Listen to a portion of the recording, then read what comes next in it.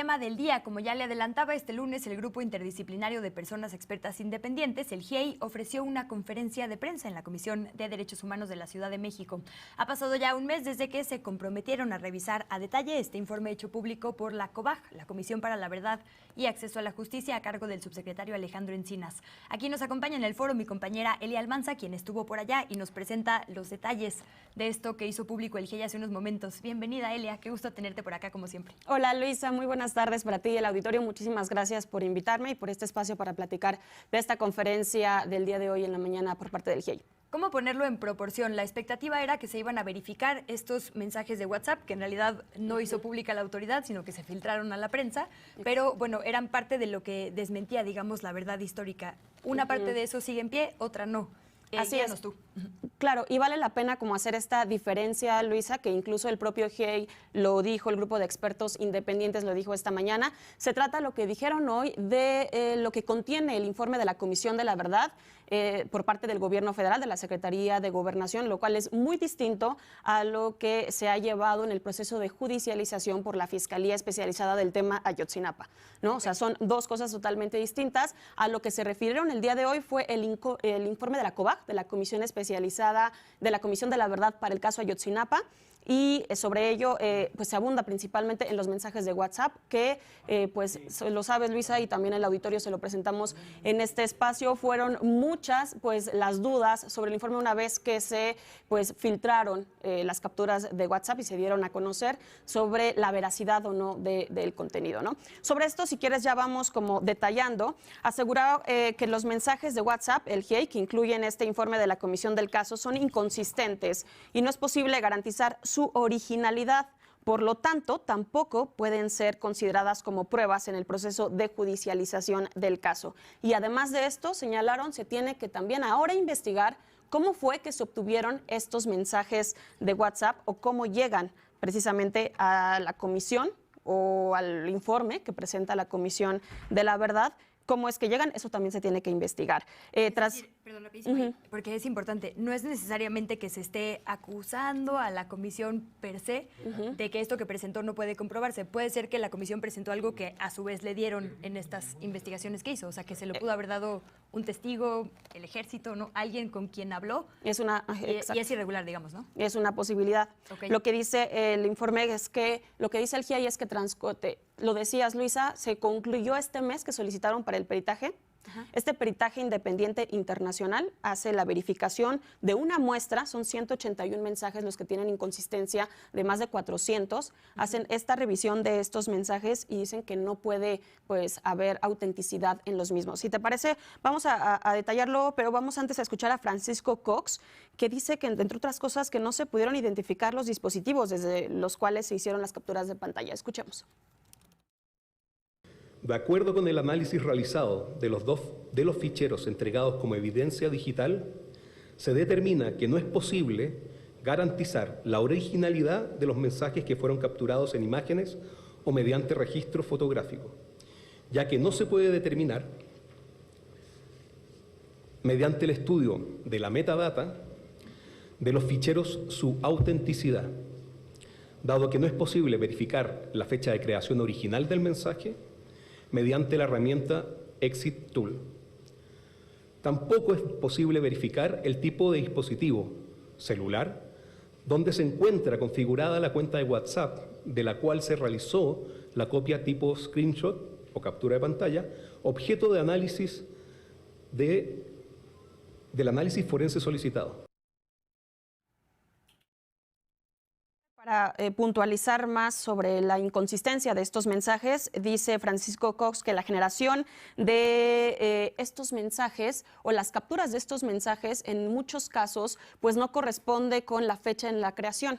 Es decir, muchas capturas de estas pantallas son pues después de que se enviara son antes de que se enviara este mensaje. Es decir, no puede haber una captura de algo que no se ha enviado, claro, ¿no? Todavía, ya decía lo de las palomitas azules, y otra más, no se utilizaba el icono de videollamada y en las capturas de pantalla aparece el icono de videollamada de WhatsApp, cuando en esa versión, en ese año, todavía no existía, por lo tanto es otra de las inconsistencias. Te decía, estos se identifican 181 imágenes de las 467 que se recibieron o que incluye el informe de la COBAG.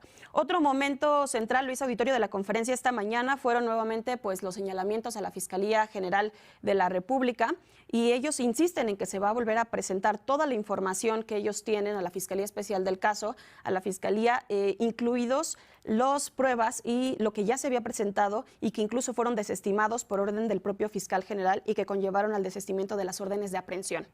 Insistieron en que en esta etapa final ellos van a mostrar todo lo que han pues recabado hasta este momento, hasta el día de hoy, y que no ha sido tomado en cuenta o bien ha sido desestimado en estas órdenes de aprehensión que ya comentábamos. Pero advirtió en este caso Ángela Buitrago que es poco alentador el panorama, porque ya el tiempo que tiene la Fiscalía para presentar o abundar en las pruebas en el proceso de fiscalización pues ya es muy corto. Escuchamos a Ángela Buitrago. El plazo para poder llevar a cabo un fortalecimiento de las pruebas para varias de dichas órdenes de captura presentadas por la Fiscalía era de 90 días, que se corren desde agosto hasta mediados de noviembre del 2022. Todo ello muestra un enorme riesgo de que en una unidad especializada como la UEILCA, con escaso conocimiento del caso hoy en día, no lleve a cabo dicha acción con la consistencia necesaria, debido además a la pérdida de capacidad y confianza que ha conllevado la renuncia del fiscal Omar Gómez Trejo y de varios funcionarios y fiscales que llevaban a cabo la investigación y tenían conocimiento de la complejidad del caso. Bueno, esto es parte, Luisa, de lo que se detalló sobre la Fiscalía.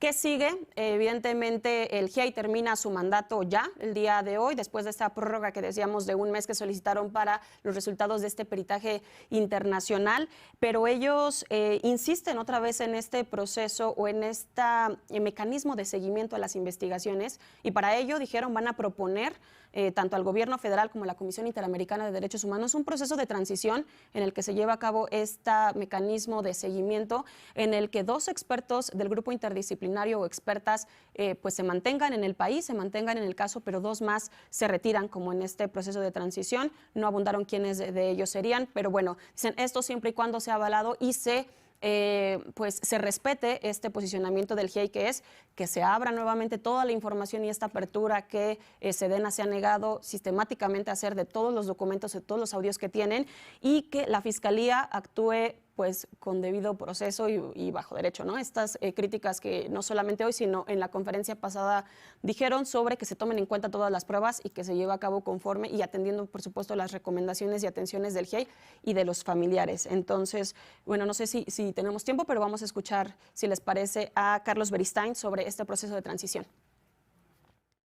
Ante este cambio de escenario y tras un examen crítico de las condiciones necesarias para seguir y de las implicaciones para los familiares y el propio caso de una posible salida del GIEI de México, el grupo ha tomado la decisión de proponer a las autoridades mexicanas, a la Comisión Interamericana, a los familiares y representantes, una medida transitoria de que 2 de sus miembros sigan adelante con el desarrollo del mandato, mientras otros 2 se retiran del caso. Dicha decisión es en principio por los próximos 2 meses, en los que se realizará una evaluación global del caso y el seguimiento también de la situación a los familiares. Y bueno, Luis, es lo que sucedió, parte de lo que sucedió esta mañana en la conferencia del GIEI desde la Comisión de Derechos Humanos de la Ciudad de México. Robándote un minutito más, Eli, entonces digamos que si resumimos, efectivamente hay una parte de los mensajes que no se puede verificar, pero esto no cambia digamos, la idea entera que se presentó que contradice o termina de invalidar la verdad histórica del sexenio pasado. Se mantiene, digamos, esta hipótesis de que no fue un tema de Iguala, sino un tema pues de Estado, literalmente, ¿no? De todas las autoridades. Es decir, no cambia lo esencial, solo hay unos mensajes cuyo contenido todavía no sabemos exactamente qué es, que no son verificables, ¿correcto? Una vez que el GIEI hace esta diferencia de esto no es lo que se está judicializando, es sobre el informe de COBAG, sobre el informe de COVAC, dice, gran parte de este informe es muy valioso porque se confirma y desestima esta denominada verdad histórica y pues pone en papel y pone en público que fue el Estado, ¿no? Y ahora, que fue el Estado quien sistematizó todo esto. Esta pequeña parte que no se puede comprobar o verificar no tiene nada que ver con que se hayan retirado órdenes de aprehensión. Absolutamente. Eso es responsabilidad de la Fiscalía de Gertz Manero únicamente, ¿no? Exacto. Que es importante decir. Sí. Incluso, Luisa, no sé si recuerdas, fue en agosto, el 17 de agosto, cuando el subsecretario de Derechos Humanos, Alejandro Encinas, sale a dar este informe de la Comisión de la Verdad, y fueron horas después o al siguiente día donde se liberan estas órdenes de aprehensión, incluida la del exfiscal, ¿no? Y pues prácticamente no tienen nada que ver, es totalmente el trabajo de la Fiscalía sobre otro trabajo que es el de la Comisión de la Verdad. Y hay que recordar, la Comisión de la Verdad no tiene facultades para judicializar absolutamente nada.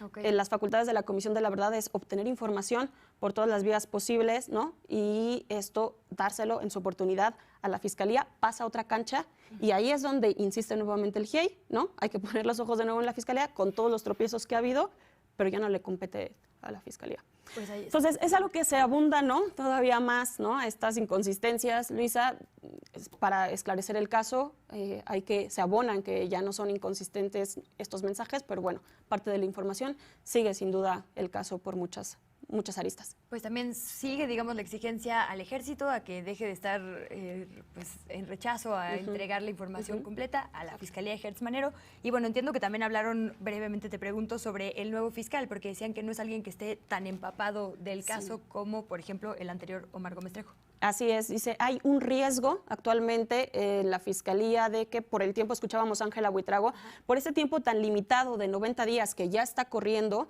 ¿no? Con prácticamente una Fiscalía pues nueva, ¿no?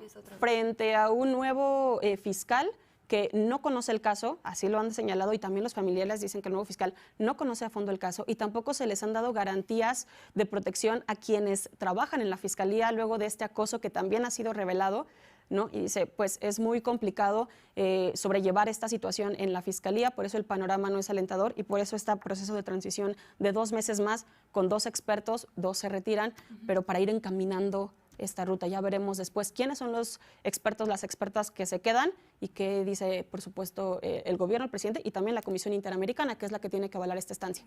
Pues ahí está, aplaudimos los avances, señalamos los pendientes y también creo que vale la pena señalar esto, ¿no? Qué bueno que el GIEI pueda seguir hablando públicamente, diciendo incluso cosas que son contradictorias al gobierno, porque no siempre ha sido así. Elia Almanza, muchísimas gracias. Como siempre, seguimos pendientes contigo. Gracias a ti, Luisa, por el espacio. Muy buenas tardes a todas y a todos. Muy buenas tardes, nuestra colega Elia Almanza. Siguiendo con el tema Ayotzinapa, el viernes pasado fue